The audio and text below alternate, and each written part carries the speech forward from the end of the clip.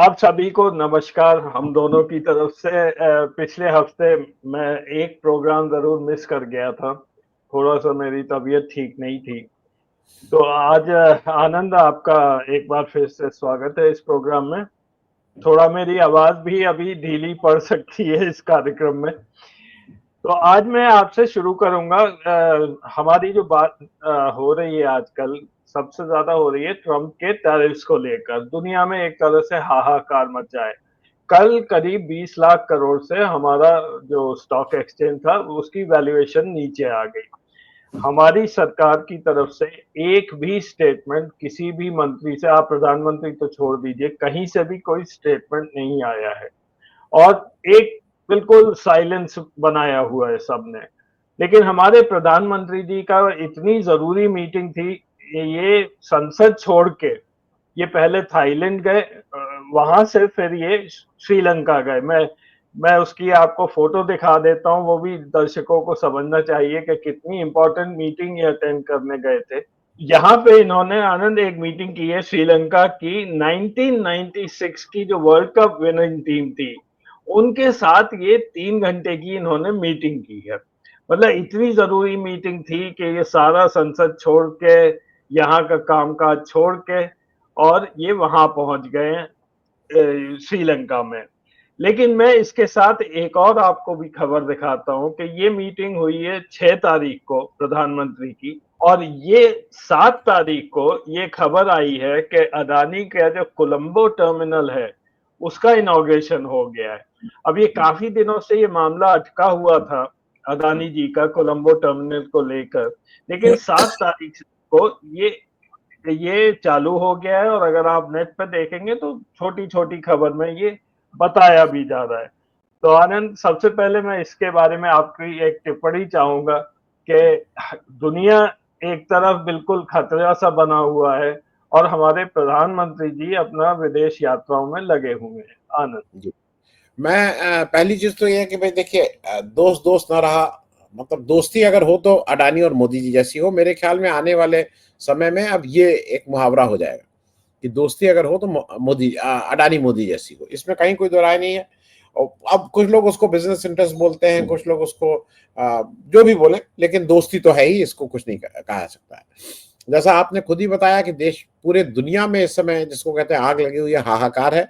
मोदी जी यहाँ भी गए थे और मोदी जी एक और काम किए थे। कल मोदी जी ट्विटर पे मोटापा कैसे घटाएं इस पे लंबा एक ट्वीट कर रहे थे। तो वो जो आपने ये खबर अभी बताई है अडानी जी की, ये मैंने किसी प्रिंट मीडिया में नहीं देखी है। और ये भी जो अभी आपने लगाया वो अडानी जी के हवाले से है। प्रिंट मीडिया में हमने और आपने ये नहीं देखा।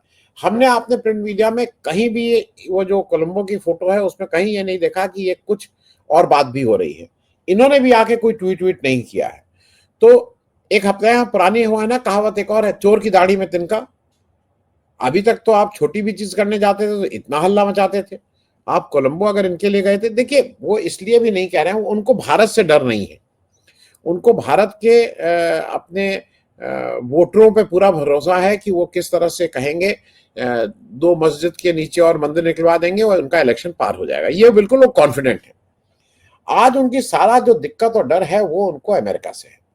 और वो मैं इसलिए कह रहा हूं कि जो सारा कुछ हो रहा है, और ये जो आप कह रहे हैं ना कि मुंह पे बिल्कुल चुप्पी ताला लगाए बैठे हैं, उसका अलग अलग लोग इंटरप्रिटेशन कर रहे हैं। पर मैं बिल्कुल कन्विंस्ड हूं वो ताला इसलिए लगा हुआ है कि अगर वो ताला हटा तो अडानी जी की मुश्किलें शुरू हो जाएंगी। और अमेरिकन कोर्ट में इस बुरी तरह से घिरे हुए हैं कि जिसको कहते हैं कि वो मालूम नहीं क्या क्या चीजें वहां से शुरू कर रहे हैं। तो ये ताला, मुंह पे ताला लगाने की जो पहली शर्त है कि मोदी जी को अडानी जी पे कुछ नहीं बोलना है, वहां मतलब अमेरिका के अगेंस्ट कुछ नहीं बोलना है। अगर आपने मुंह खोला तो अडानी जी तकलीफ में आ जाएंगे। और दोस्ती के लिए क्या है, दोस्ती के लिए लोगों ने अपने घर कुर्बान किए हैं, लोगों ने अपने जायदाद कुर्बान की है। अब कोई आदमी देश कुर्बान कर दे रहा है तो दोस्ती दोस्ती इससे बड़ा है। और हम और आप शायद उसको नहीं समझ सकते, हम और आप भी दोस्त हैं। एक स्टेज के बाद हम लोग हाथ जोड़ लेंगे, भैया ऐसी दोस्ती से वो नहीं, अब बख्शो हमें। लेकिन अगर दोस्ती हो तो ऐसी हो कि क्या परिवार, क्या वो मतलब क्या पीएसयूज और क्या देश नेछावर है तुम पे। तो भाई आने वाले उसमें याद किया जाएगा कि एक दोस्ती ऐसी भी थी जिसमें देश हो चाहे कुछ हो, दोस्ती के ऊपर सब कुर्बान था। अजय। जी आनंद, अब मैं आज का जो दूसरा विषय मैंने आज आज सुबह ही मैंने ये न्यूज पढ़ी थी कि सुप्रीम कोर्ट की एक लैंडमार्क जजमेंट आई है गवर्नर के खिलाफ। एक जनरल सी है वो जजमेंट, लेकिन खास करके तमिलनाडु के गवर्नर के खिलाफ ये आई है। और ये काफी बड़ा सेटबैक है ये गवर्नर साहब को। ये पुराने आईपीएस अफसर रह चुके हैं।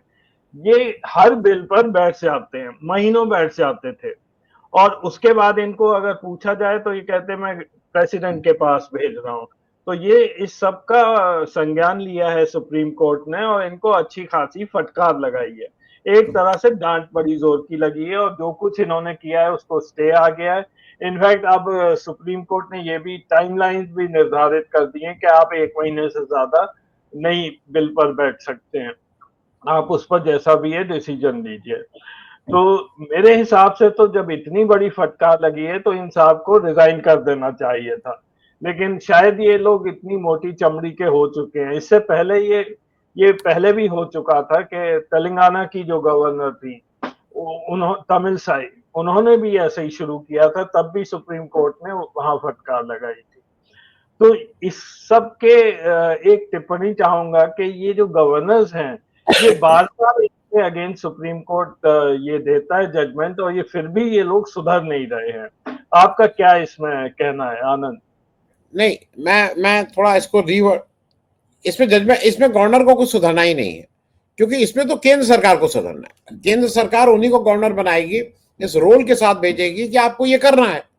तो ये कोई गवर्नर साहब नहीं हो रहे हैं, ये केंद्र सरकार के एक बाबू के रूप में जो वहां बैठे हुए हैं।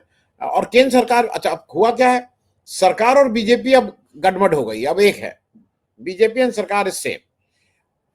दे are the extension of BJP office in Tamil Nadu. मैं लेकिन थोड़ा अजय, आपकी एक बात से मुझे मैं मेरा एक थोड़ा इस पे अलग व्यू है।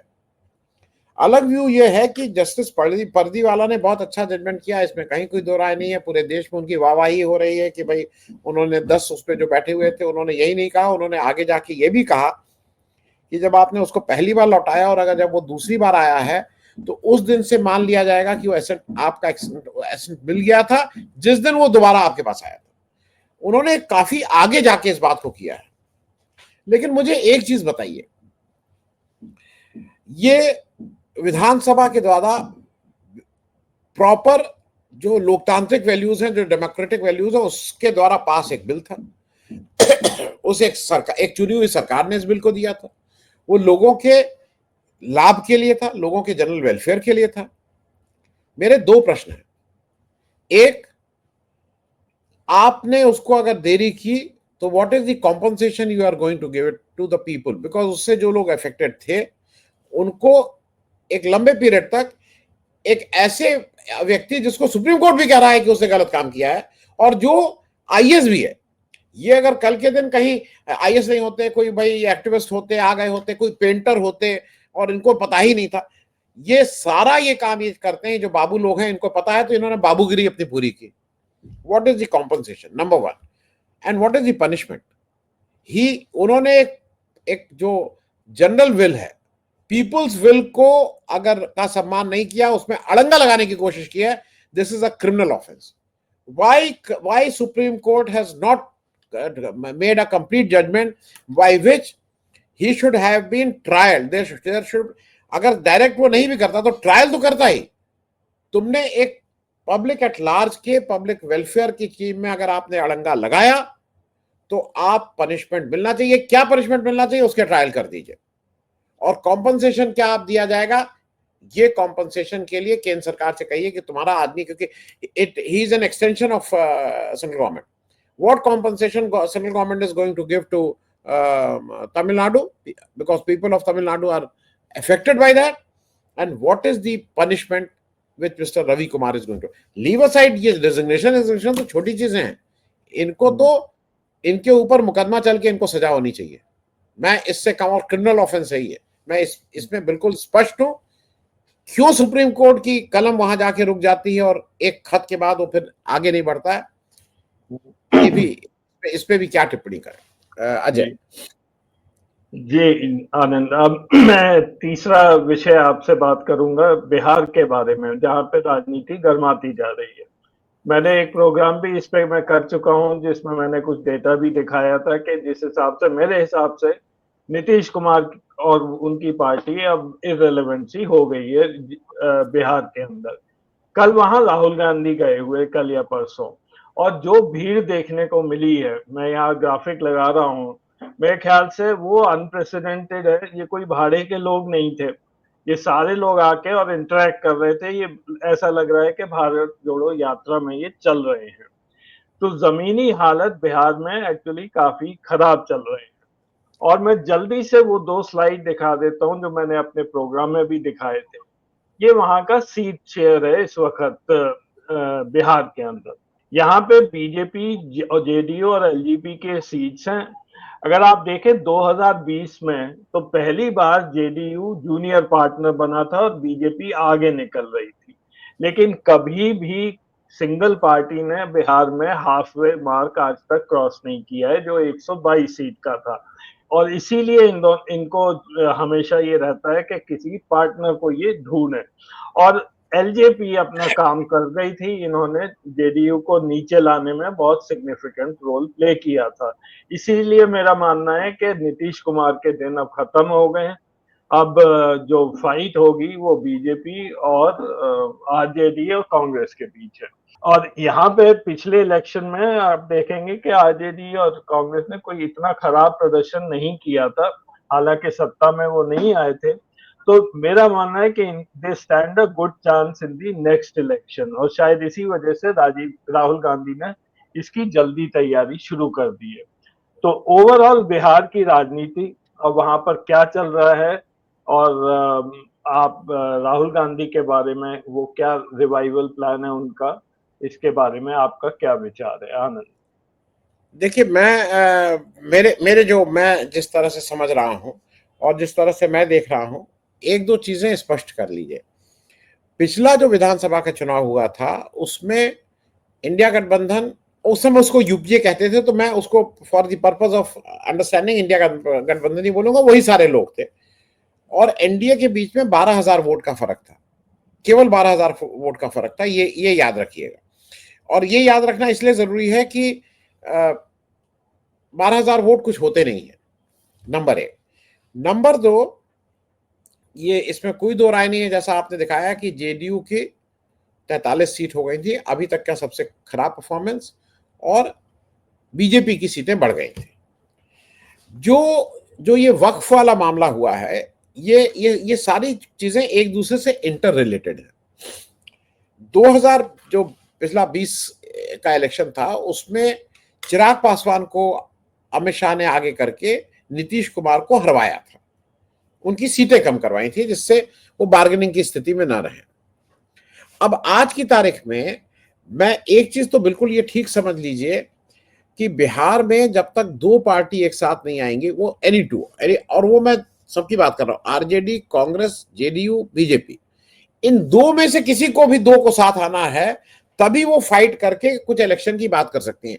एक अकेली पार्टी, कम से कम 2025 में एक अकेले पार्टी की उतनी सीटें नहीं आ सकती हैं। तो बीजेपी के लिए पहली मजबूरी यह है कि अगर उसको अपनी सरकार बनानी है, तो उसको जेडीयू को साथ रखना है।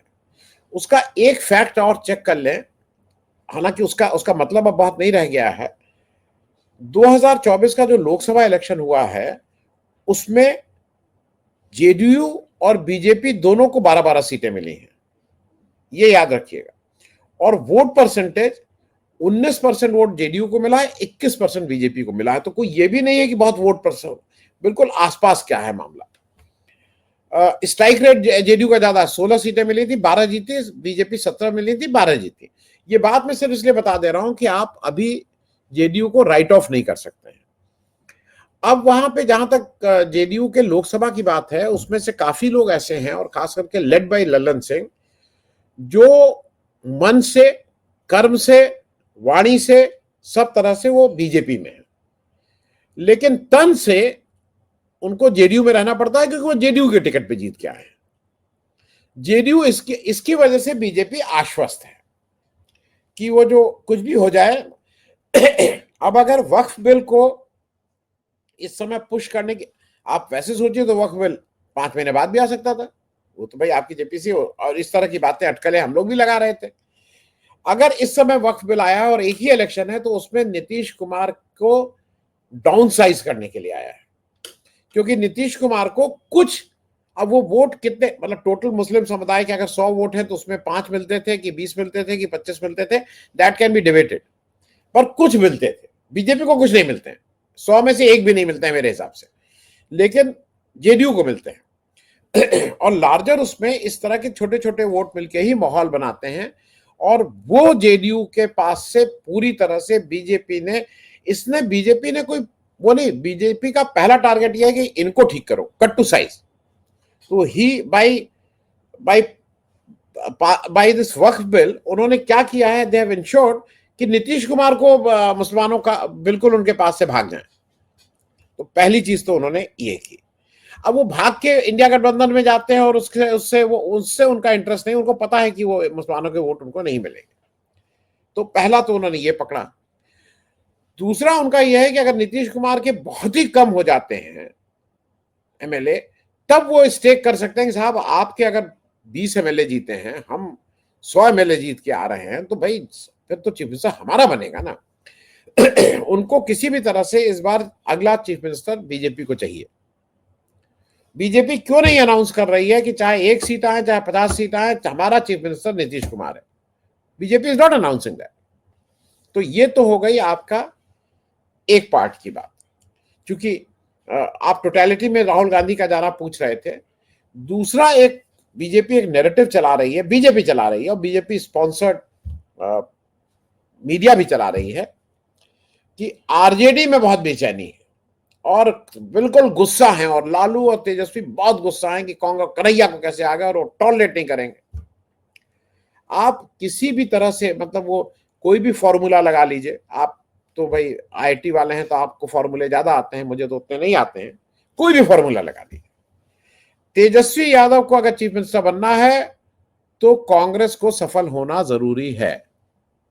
Tejashwi Yadav cannot become chief minister of Bihar unless and until Congress comes back with more seats. Tejashwi Yadav पिछली बार ही चीफ मिनिस्टर बन गए होते हैं। अगर कांग्रेस 70 सीटें लड़ी थी, 19 जीती थी, 19 की जगह 30 जीत गई होती तो चीफ मिनिस्टर तेजस्वी यादव होते। आज की तारीख में कांग्रेस को किनारे करके अगर आरजेडी अकेले लड़ती है तो ये पता है कि जो पिछली बार 75 सीट आई थी, वो 75 से, फिर मैं कह रहा हूं डिबेट हो सकती है, लेकिन वो 74 होंगी, 76 नहीं होंगी। They will reduce maybe by 1 और मे बी बाई हाफ और maybe I don't know, पर वो इंक्रीज नहीं कर सकते हैं आरजेडी। तो 2025 का विधानसभा इलेक्शन जीतने के लिए ये आवश्यक है कि सारे लोग मिलकर इलेक्शन लड़ें।